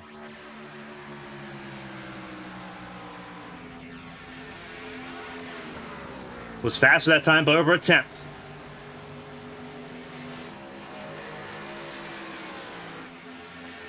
And for Merrick Watchorn, all he has to do is take the white flag and he can secure this one. Another one for the accolades. Be his 24th career win. White flag in the air for Merrick Watchorn. He's got 1.5 miles left to go.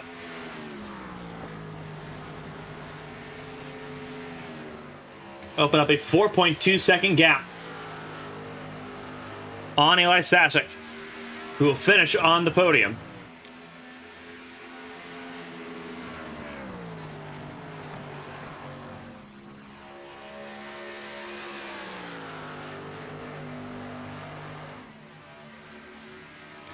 And Merrick Wattorn takes checkered flag. He will win at Texas. Career win number 24. Eli Sasek finishes second ahead of Brennan Gregg, who takes another podium in third.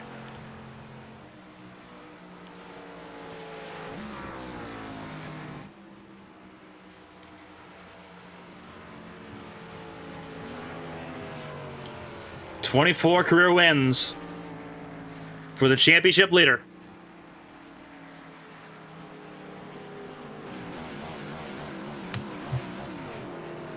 A little bit of congratulatory rev up there by Jack Stanley. Merrick Watchorn getting congratulations from his teammate Patrick Hernandez there. But it's Merrick Watchorn once again atop the running order. And there he goes, burning it down.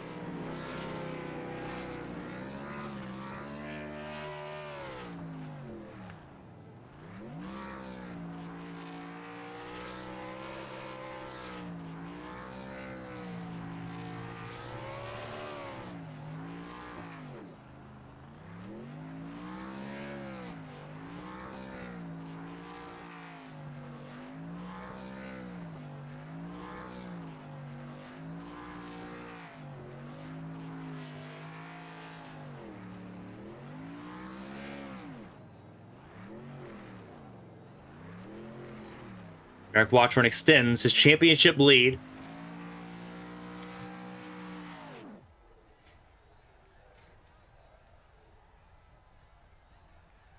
Over 300 points.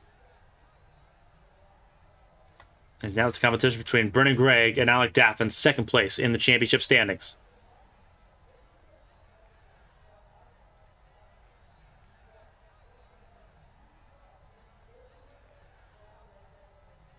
Merrick Watchorn, the race winner. He's in center of your screen, front and center. We'll hear from the race winner here in just a moment.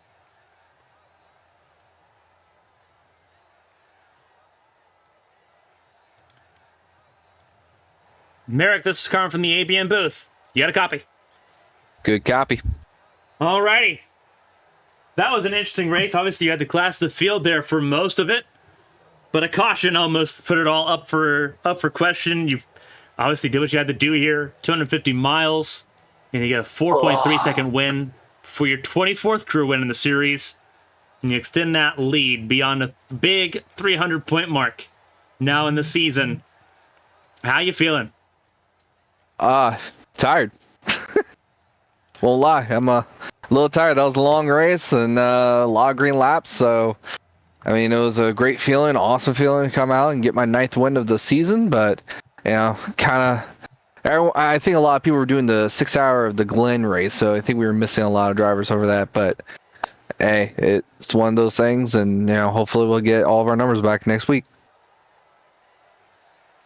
Obviously, you look at, obviously, tonight's race kind of conflicting with the 6 hours of Watkins Glen.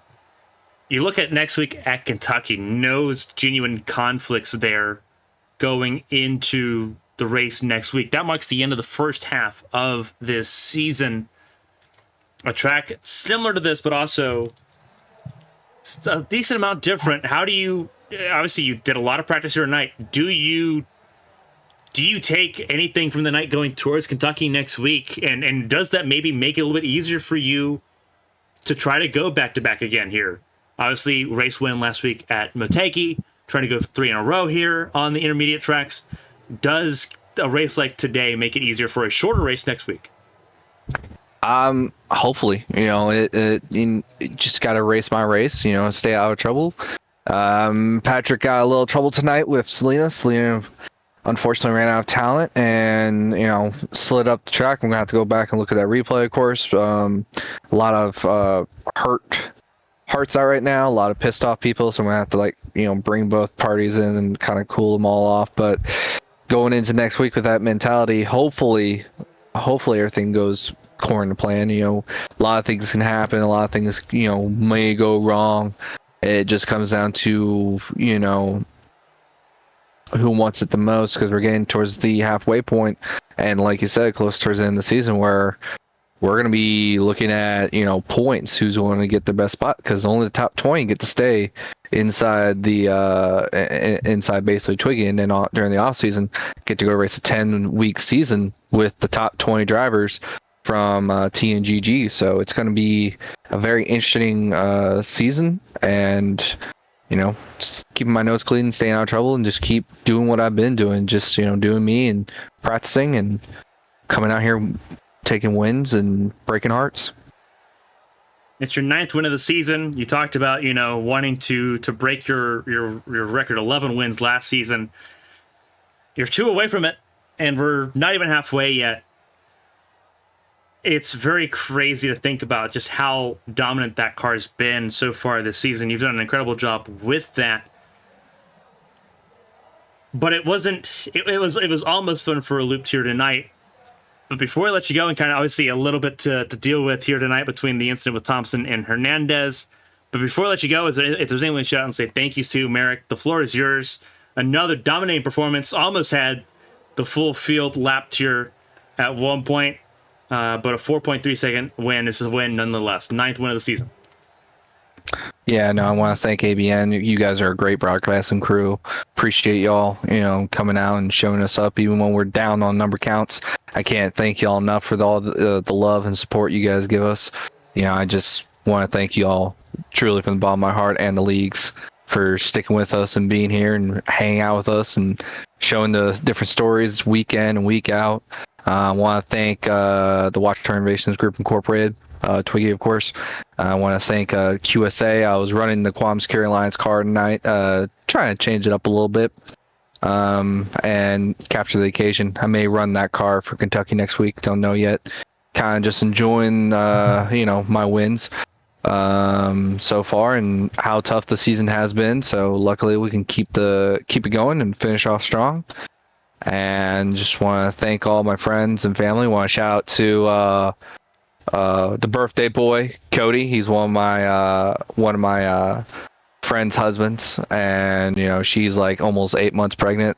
So we're gonna hopefully, she's probably watching. So I'm gonna say hi to her. Hi, Sam.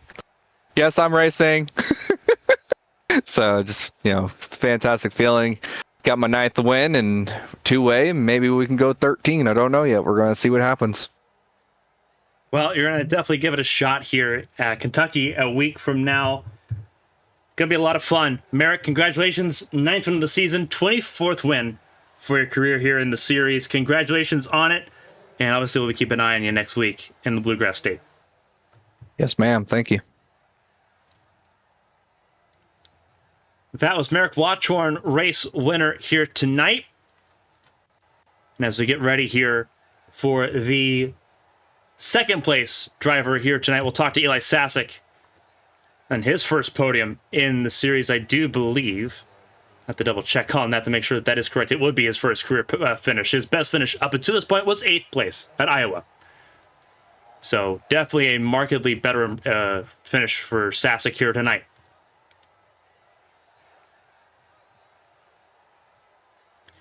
Eli, this is Carmen from the ABM booth. Got a copy? Yep. Alrighty, 2nd place. Career best finish here in the TWIGI iRacing series in your 4th start tonight. Very much a tire-saving race, and you showed you definitely had that pace to do so. But before we kind of talk about that, you went long every stint. Was that planned? And if so, what were you looking for going longer than everybody else or early in the race, obviously before that caution came out? It wasn't really planned. I think it was kind of something I just ran with. I figured that I'd be a little bit better on the runs at the end of the runs, or the middle part, and I would gain a lot. I think if the caution hadn't come out, I would have pit a lot earlier, maybe with the 44 to try and offset that, because I know that Lilac was pitting a lot earlier, so I think it would have given me an advantage. I'm not quite sure how much of an advantage, but I was also able to save the tires a little bit better, especially on that very last run, it seemed. So You did a phenomenal job tonight, and obviously it's very awesome seeing Ascent Racing back in the series here. You got the race with Brennan Gregg, obviously someone you know very well. You got the race obviously with Chameleon, with Zier, some people you've seen in ABN before. For those that maybe aren't super familiar with what you do, how much was this kind of in your wheelhouse of being able to tire save and having to rely on that strategy call? I wasn't actually quite sure if I could do it. I was kind of trying to just save as much as possible. It was very similar to, I think, what we did at Iowa, which was a long time ago. Kind of similar to that, and just kind of backing off the corners more. Backing up the corners more, trying to just coast it through, and just make sure that there was no issues getting off the corner. And I think I did that very well. It was very easy to do. I've not raced at Texas at all very much, so it was very interesting, and I think I could have been faster. I just wanted to I guess make sure that I had it down right and not take any chances, and it was fun. My wrists hurt, but it was still quite fun doing so, and it worked out for me. Well, obviously you did a phenomenal job here tonight. Second place finish here at Texas. Before I let you go and kind of let you unwind and relax here on a wonderful Friday evening, if there's anyone to shout out and say thank you to, Eli, the floor is yours. Congratulations on your first podium in the series. Yeah, thank you. I want to shout out my grandparents and I think my cousin. They're probably watching. They're on vacation right now in Montreal or something. So thanks to them and everybody who comes out and watches and participates. It's obviously fun. I haven't raced in TWIGI since I want to say Iowa. So the Iowa race, which was in like April. So it's good fun. I enjoy it, and I might be back next week. I don't know. I don't have Kentucky, so we'll have to see. But yeah, very fun. Well, if you do get Kentucky, there's 3 races going on there next week, so you'll definitely get your money's worth for it. So yeah, absolutely. Well, Eli, enjoy the podium. Obviously, enjoy the rest of your night here. A lot of fun seeing that 71 battle for that podium position. Well earned tonight here at Texas, and hopefully we get to see you next week. Thank you. That was Eli Sasek, second place finisher here tonight. We'll walk through the final rundown here. 12 cars for this 250-mile affair. Merrick Watchorn, race winner by 4.3 seconds over Eli Sasek. Brennan Gregg rounding out the podium here ahead of Maurice Chameleon and Lilac Zier. Patrick Hernandez sits the first car lap down in 6th ahead of Greg Pillar. RJ Buchanan, another top 10 for him, ahead of Jack Stanley and Selena Thompson. John Bualda and John Holliday round out this field of 12. A very abbreviated field here on the weekend of the Watkins Glen 6 Hour. But we have a lot more racing going on this weekend. Tomorrow night, 9:45, you'll want to be there. Road course racing for the OAP Super Sport Series. You want to see some IROC action on our road course? Tune in tomorrow night. It's going to be a lot of fun. Sunday evening, it's Darlington, making up for the May race that was postponed for the ARCS A-Square Cup Series season. Father's Day celebration there at Darlington Raceway on Sunday. And then Monday, not broadcasted, but you're all invited to take part. The link is on all of our pages, Twitch, YouTube, abnesports.com. If you want to take part in the ABN Prototype Sprint Cup, join in on the newest prototypes, the old GTP class cars, the LMDH category cars, and LMP3 as they take on a brand new track, Motorland Aragon. All of that begins 8 p.m. on Monday. But that's the next 3 days in Flash Forward. On behalf of everyone here for the TWIGI iRacing series and everyone here at ABN Studios, Maker Commentary, partner Callie Heydt, I'm Carmen Sienna.